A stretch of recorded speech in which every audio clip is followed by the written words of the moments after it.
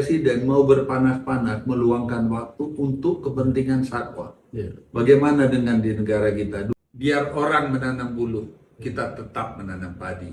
Biar orang menebar musuh, kita tetap menanam budi. Bismillahirrahmanirrahim. Assalamualaikum warahmatullahi wabarakatuh. Alhamdulillah bertemu kembali dalam saluran YouTube Astro Rokan. Kali ini kita akan berbincang dengan tokoh nasional asal Medan, Bapak Dr. Haji Rahmat Shah. Pak Rahmat dikenal luas sebagai seorang filantropi, pengusaha, dan juga konsul jenderal kehormatan Turki wilayah Sumatera. Di dunia internasional, Pak Rahmat dikenal sebagai tokoh konservasi satwa liar dan sejumlah penghargaan telah beliau terima secara internasional. Di dalam negeri ada sekitar 800 penghargaan telah diterima oleh ayah dari artis Raline Shah ini. 3 diantaranya dari 3 presiden. Presiden Soeharto, Presiden SBY, dan terakhir pada tahun 2020 Pak Rahmat menerima bintang Mahaputra Nararia dari Presiden Jokowi. Dalam usianya sekarang ini 73 tahun, alhamdulillah Pak Rahmat telah menerbitkan sejumlah buku. Di antaranya adalah ini, Perjuangan, Pengabdian, Pemikiran. Rahmat Shah, Anak Desa Pinggir Sungai Bahbolon. Ada juga, ini sudah cetakan kedua, Rahmat Shah, Perjuangan, Pengabdian, dan Pemikiran. Dan publik mengenal Pak Rahmat sebagai seorang tokoh yang gigih menyerukan kebersamaan. Salah satu bukunya ini, Kebersamaan untuk berbuat kebaikan bagi masyarakat, bangsa, dan negara. Hanya dengan kebersamaan kita dapat mengatasi berbagai masalah, sekaligus dapat mensejahterakan seluruh bangsa Indonesia. Luar biasa. Dan ini ada kartu ukuran postcard. Pak Rahmat menulis himbauan kebersamaan. Apapun yang kita lakukan saat ini berdampak pada masa depan bangsa dan negara. Berbicara, berbuatlah yang beretika. Karena siapapun nanti yang terpilih adalah presiden dan wakil presiden kita bersama. Di kartu ini ada foto Pak Rahmat bersama Pak Anies Rashid Baswedan, kemudian dengan Pak Ganjar Pranowo, di sebelahnya dengan Pak Prabowo Subianto, di sebelahnya lagi dengan Pak Mahfud MD. Sedangkan di bawahnya Pak Rahmat bersama Pak Sandiaga Uno, dengan Pak Ridwan Kamil, dengan Ibu Khofifah, dengan Pak Erick Thohir, dan terakhir dengan Gibran. Kami berbincang tentang kebersamaan yang menjadi seruan Pak Rahmat. Dalam perbincangan, salah satu impian Pak Rahmat adalah apabila Pak Jokowi, Pak SBY, Ibu Megawati bertemu bersama membahas situasi dan kondisi bangsa ini. Bagi Pak Rahmat itu indah sekali. Baik, mari kita ikuti perbincangan terutama soal kebersamaan. Ini menarik, saya akan tanya apa latar belakang Pak Rahmat ini, termasuk yang terutama adalah seruan kebersamaannya. Selamat siang Pak Rahmat. Senang dapat bertemu. Boleh jelaskan soal ini? Boleh. Tujuan saya membuat ini, dan ini bukan hanya bukan hanya saat ini atau hanya untuk popularitas, tidak. Ya. Memang hanya dengan kebersamaan kita dapat mencapai apa yang kita cita-citakan, khususnya untuk bangsa yang besar ini, negara yang hebat ini, negara yang telah diberi segalanya oleh Tuhan yang Maha Kuasa ini. Hanya dengan kebersamaan. Maka dari zaman Pak SBY lanjut lagi, Pak Jokowi pertama, kedua, kami tetap membuat ini dan nanti mencetak flyer dan Ya. dibagi puluhan ribu. Oh, Menghimbau seperti yang disampaikan Ya. tadi, karena siapapun terpilih nanti, Presiden Wapres adalah Presiden Wakil Presiden kita bersama. Ya. Oleh karena itu kalau kita menghujat kiri kanan, semuanya nggak bagus, semuanya ada salah, semua jelek. Apa yang kita dapat hasil dari penyampaian kita yang kurang beretika tersebut? Betul. Ya, saya hanya melihat dari segi itu dan cobalah kita pahami sebagai manusia tidak luput dari alfa dan dosa, kesalahan. Tapi tolong, ini sudah kita calonkan Ya. putra-putra terbaik bangsa. Itu kan ada pilihan. Ya. Nah, saya mohon maaf, itu kan udah pilihan. Ya. Ya, yang sudah filternya mungkin. Janganlah kita mencari-cari yang tidak ada. Gagasan aja, ide saja, Ya. program saja ke depan. Bagaimana bangsa ini supaya tidak carut-marut, supaya sejahtera semua, apa yang kita mimpikan bersama kita dapat, Ya. dan lain-lain sebagainya. Pendidikan bagus, jalan bagus, lapangan kerja tersedia, ya semua kita dapat. Ya, ulama melakukan kegiatannya, para guru besar juga bisa mendidik dengan tenang, damai. Ya. Jadi jangan ada kelompok-kelompok lagi. Kebersamaan inilah di atas segalanya bagi saya. Ya. Dan bukan hanya batas itu. Ya. Di buku pertama tadi yang ditanyakan, Ya. ini semua teman-teman saya. Ya. Para menteri dari berbagai partai, TNI, Polri, tokoh masyarakat, dan berbagai kalangan. Dan saya tidak harus ada bisnis sama negara. Saya tidak ada bisnis sama negara. Tapi kebersamaan. Ini juga 68 sama. Boleh mereka berseberangan, tapi bagi saya semua sahabat. Dan kalau kita bersatu, coba bayangkan. TNI melaksanakan peran fungsinya, Polri melaksanakan tanggung jawabnya. Dan juga para menteri, tugas tanggung jawabnya yang mulia. Dia jalankan dengan baik. Dan kita pengusaha, politisi, semua berjalan. Coba bayangkan luar biasanya bangsa yang besar ini, negara ini, dan apa yang kita mimpikan akan kita dapat semua, keamanan, ketertiban, dan lain-lain. Itu aja sebenarnya, itu aja tujuan saya, maka saya tulis hal ini bukan untuk kali ini, tapi sebelumnya dan semuanya untuk kebaikan. Saya tidak ada target, pernah ditawarkan jadi menteri pun, ya alhamdulillah saya belum siap di sana. Ya, jadi bukan itu tujuannya, tapi adalah untuk kebaikan bersama dan kepedulian kita bahwa kebersamaan itu adalah luar biasa. Ya betul. Makanya saya ketika membaca ini, apalagi dalam situasi sekarang ini, menurut saya seruan ini adalah momentum ya. Momentum, kita lihat dalam kurun beberapa waktu belakangan ini ada kesan keterbelahan di masyarakat. Ada julukan yang menurut saya sangat tidak etis, kampret, cebong, kadrun. Ini kan tidak baik untuk ke depan. Nah, di sini Pak Rahmat menjelaskan bahwa siapapun nanti yang akan menjadi presiden di antara ini, atau siapapun kita tidak tahu. Kita tidak tahu, itu hak rakyat untuk menentukan. Apapun yang terpilih itu adalah pilihan rakyat. Nah, karena itu dan kita perlukan kebersamaan. Ya, dan presiden kita bersama. Presiden kita bersama. Ini insya Allah waktu dekat mereka menerbitkan buku. Ya, sampai seluruh tokoh bangsa ada di dalam. Ya, alhamdulillah. Presiden dari zaman Pak Harto, Pak Habibie, Gus Dur, ya terus Bu Mega, Pak SBY, sekarang Bapak Jokowi, semua sahabat saya, Wapres dari zaman Pak Adam Malik. Saya tidak ada bisnis. Saya hanya coba membuat dan memberi suatu, mungkin nilainya kecil, tapi yang penting bermanfaat untuk semua. Jadi insya Allah buku ini akan kami luncurkan atau juga terbitkan. Tetap kebersamaan untuk berbuat kebaikan bagi masyarakat, bangsa, dan negara. Hanya dengan kebersamaan kita dapat mengatasi berbagai masalah, sekaligus dapat menyejahterakan seluruh bangsa Indonesia dan mengejar ketinggalan dari bangsa-bangsa. Menurut saya ini pengalaman menarik. Jadi saya mohon Pak Rahmat jelaskan, ketika bertemu dengan Presiden Clinton, dengan Ford, Bush, dan satu lagi dengan ketika di Amerika 3 presiden. Lalu di situ ditulis di bawahnya, mereka saja bisa duduk bersama untuk memikirkan satwa. Bagaimana dengan kita? Bisa dijelaskan? Baik.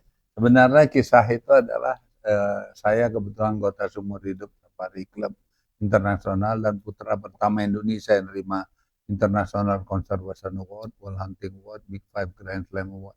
Saya belajar bagaimana berburu konservasi. Berburu yang tidak memusnahkan, justru menambah populasi dan menjaga habitatnya di hutan rimba, kekayaan alam.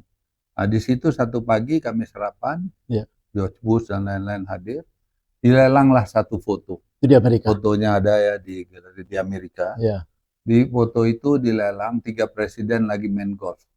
George Bush, Clinton, dan Ford. Saya yang sudah ketemu George Bush dan Clinton. Ya, udah duduk, udah bicara sebelumnya.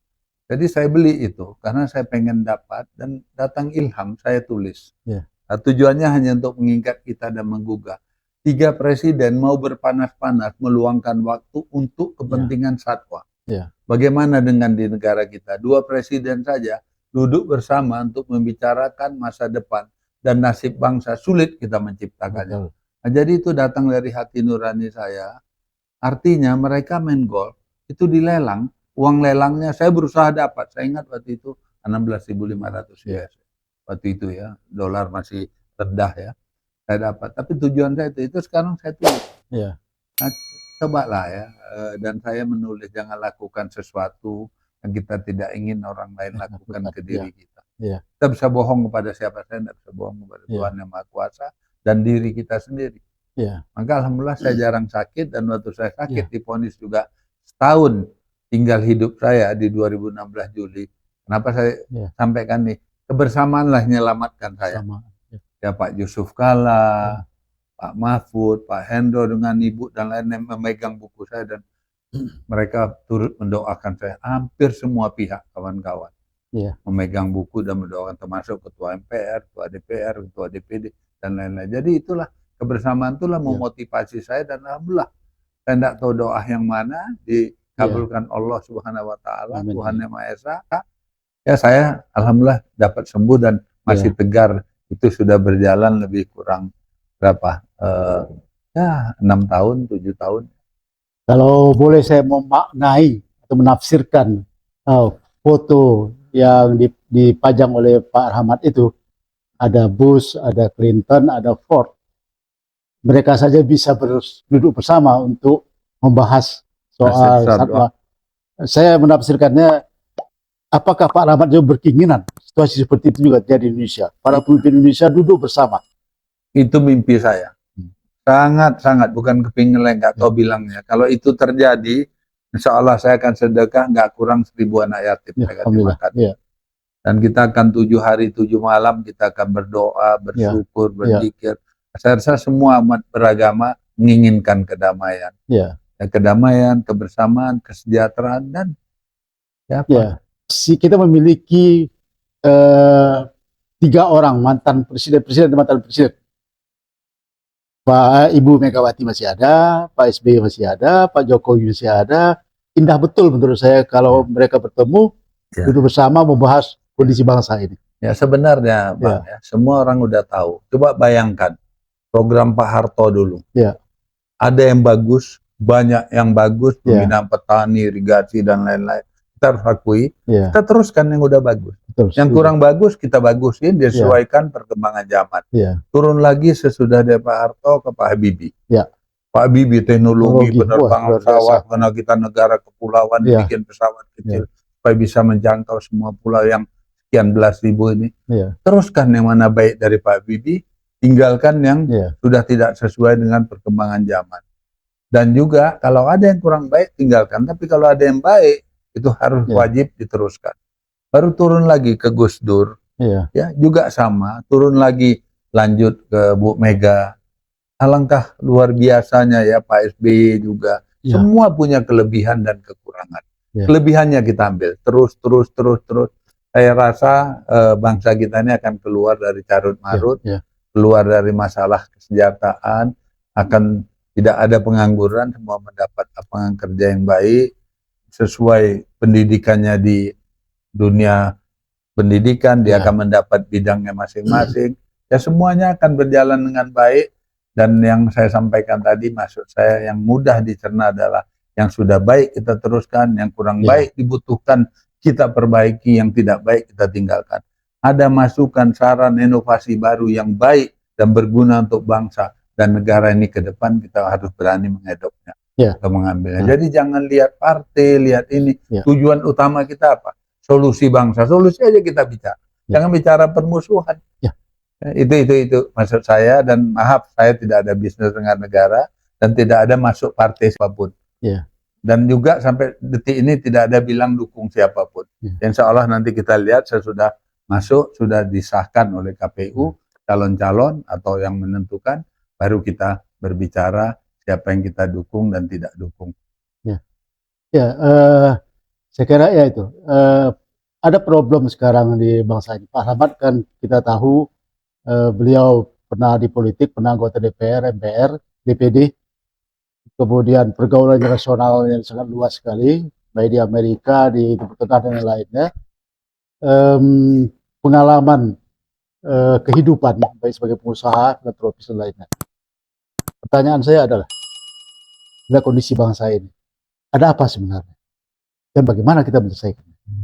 Saya rasa ego ya, mikirkan diri sendiri, kelompok sendiri, partai sendiri, tidak merasa negara yang besar ini adalah milik bersama. Gitu. Rasa memiliki itu kurang, rasa kepedulian kurang. Jadi ego apa ya? Bilangnya ya, seperti ya memikirkan diri sendiri. Kalau kasarnya, kalau bahasa pasar yang kita pakai. Sedangkan kita sudah jauh, kita mestinya tahu cukup, tahu berbuat dan beri. Saya rasa sistem pemerintah sudah baik. Ada CSR, 3% dari keuntungan dibagi. Tapi mana dia CSR? Masih banyak kemiskinan sekitar tempat-tempat, apakah itu tambang, apa perkebunan, apa perusahaan besar, itu ada CSR. Dan tidak boleh ada orang tidak sekolah, tidak boleh ada orang tidak makan, tidak boleh ada orang rumahnya tumpang camping atau bocor-bocor dan lain sebagainya. Tapi kenyataan. Nah, inilah yang mungkin yang harus sama-sama kita perangi, sama-sama kita wujud nyatakan keinginan bersama untuk kebaikan bangsa dan negara ke depan. Bukan untuk pribadi-pribadi, bukan untuk kelompok. Saya sempat berbicara waktu meresmikan, mohon maaf, Monumen Nasional Keadilan yang di peletangan batu pertamanya oleh Pak Bagirmanan dan tokoh-tokoh nasional hadir. Peresmiannya oleh Ketua DPD RI, Ketua MK waktu itu Pak Irman Gusman dan Pak Mahfud MD, Profesor, serta juga Bang Agung Laksono hadir sebagai menteri waktu itu, koordinator menteri. Saya lupa ya, itu hadir. Itu Monumen Keadilan. Saya sampaikan di situ di depan Pak Mahfud dan tokoh-tokoh yang hadir. Bedanya penjabat dengan penjahat itu nggak banyak. Kalau dia pejabat, dia disumpah Al-Quran atau ayat suci di kepalanya, dia laksanakan tugas tanggungannya kepada masyarakat, bangsa dan negara sesuai jabatannya atau tugasnya. Tapi begitu dia menyimpang, tujuannya di sana untuk dirinya, kelompoknya, keluarganya, partainya, itu adalah bukan pejabat, tapi adalah penjahat. Ya, kalau bagi saya ya, maaf ini tidak menyinggung siapapun. Jadi kita duduk di satu posisi adalah untuk kepentingan masyarakat, bangsa dan negara yang lebih luas sesuai peran kita. Itu saya sampaikan, itu didukung semua teman, dan alhamdulillah monumen itu masih berdiri dengan baik dan banyak mengingatkan hal-hal yang baik. Saya merasakan hal yang sama. Artinya begini, para pejabat-pejabat publik itu, dia kan tidak hanya bertanggung jawab kepada masyarakat, tapi juga kepada Tuhan Yang Maha Kuasa. Karena ada sumpah yang ini. Tapi faktanya adalah banyak sekali di antara mereka itu yang jadi apa yang terjadi oleh ditangkap KPK dan macam-macam soal tanggung jawabnya, sosialnya, tanggung jawab moralnya.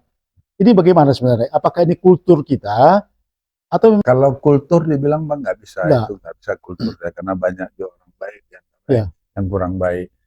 Saya pikir pemerintah juga harus jeli. Satu, pegawai negeri itu kalau bagi saya di swasta, saya lihat terlalu banyak. Di mana-mana instansi numpuk-numpuk nggak tahu kerjanya apa. Tapi nambah terus tiap tahun. Coba dievaluasi, kalau perlu diaudit, kalau perlu dipanggil perusahaan luar negeri atau yang ngerti masalah struktur yang lebih baik ini ya. Bukan menyampuri urusan negara kita, tapi ada beberapa instansi yang berlebih. Dan dibelilah gaji kalau seseorang itu, ini kita udah tahu semua, tapi saya hanya mengulang dan mengingatkan.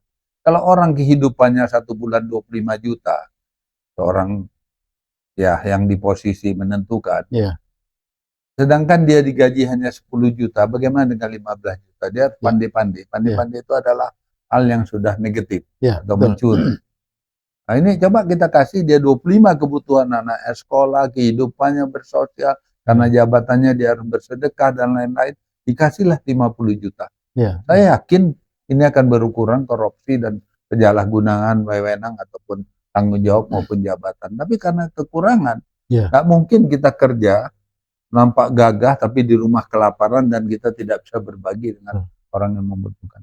Maka saya memang di swasta, alhamdulillah ada rezeki, saya ikhlas, saya bagikan. Maka saya tulis buku itu, kanker bukan vonis mati, ya, sembuh karena doa dan sedekah. Walaupun saya sudah divonis dokter, umur saya tinggal setahun di Ya. Juli 2018, tapi alhamdulillah dan 5 tahun ini saya masih sehat, Ya. dan saya percaya ini adalah ridho Allah melalui Amin. doa teman-teman, sahabat dan semua pihak yang mungkin mengenal saya dengan baik. Ya, alhamdulillah. Ini kita pemilu sebentar lagi, ya sampai setahun lagi. Melihat situasi di masyarakat itu terjadi keterbelahan. Apa harapan Pak Rahmat pada pemilu ini? Harapan saya pemilu ini berjalan lancar, Ya. berjalan baik, ya, dan terpilihlah satu putra bangsa yang baik yang bisa membawa lebih baik dari hari ini keadaannya. Mana yang kurang baik tadi dibaikin, ya. Dan tidak ada pecah belah ataupun bentrokan yang merugikan kita semua. Ingat, kalau terjadi chaos, terjadi keributan, terjadi bentrokan, terjadi tuntut-nuntut, itu semua merugikan kita. Pihak luar akan takut masuk ke negara kita. Maka hancurlah turis, hancurlah investasi, berkuranglah lapangan kerja dan lain-lain. Jadi harus kembali diingat, dari awal gitu ya. dia harus diingat. Ini bukan urusan satu kelompok, satu keluarga, satu orang. Tapi urusan ini kalau adalah bangsa yang besar, bangsa yang bermartabat, bangsa yang diakui dunia di beberapa lini olahraga dan lain-lain, kita menjadi juara satu. Jadi hormati ini, harga ini, yuk kita sama-sama kita berbuat kebaikan untuk tujuan mulia bersama agar bangsa ini keluar dari segala kemelut dan juga bisa mensejajarkan diri seperti bangsa-bangsa lain yang telah maju. Saya yakin dan percaya itu bisa, tapi dengan bersama-sama. Mungkin itu, Bang. Alhamdulillah, terima kasih Pak Rahmat, kita sudah bicara banyak hal. Poin penting itu adalah, makanya tadi saya katakan Pak Rahmat ini muazin kebersamaan. Jadi menyuruhkan kebersamaan. Karena maju mundur bangsa ini akan ditentukan bisa nggak kita bersama-sama. Kita bersama-sama bisa maju, sebaliknya kalau terjadi perpecahan maka kita juga bersama-sama runtuh. Terima kasih. Betul. Terima kasih. Dan saya sebagai penutup saya bukan siapa-siapa. Saya hanya pengusaha, konsul janda kehormatan, ketua Lembaga Konservasi Indonesia. Tapi saya bisa mendamaikan. Jenderal yang bintang 4, partai yang besar berselisih, saya bisa damai. Kenapa? Ini karena kebersamaan. Dan jadi irit, jadi mudah, jadi efisien. Di mana negara ada kawan karena kebersamaan. Saya tutup karena kami ini di tanah Melayu, di Sumatera Utara, dan saya darah Melayu. Sama dengan Mas. Biar orang menanam buluh, kita tetap menanam padi. Biar orang menebar musuh, kita tetap menanam budi. Amin. Semoga amin. Niat baik dan tujuan mulia kita bersama dalam menghadapi pemilu yang akan datang 2024, ridho Tuhan Maha Kuasa, dan kita diberi hati yang lapang, yang luas, yang baik, yang mulia, hingga anak cucu kita nanti akan dapat sejahtera, bahagia sebagai penerus generasi bangsa. Sekian, lebih kurang mohon maaf. Terima kasih. Salam.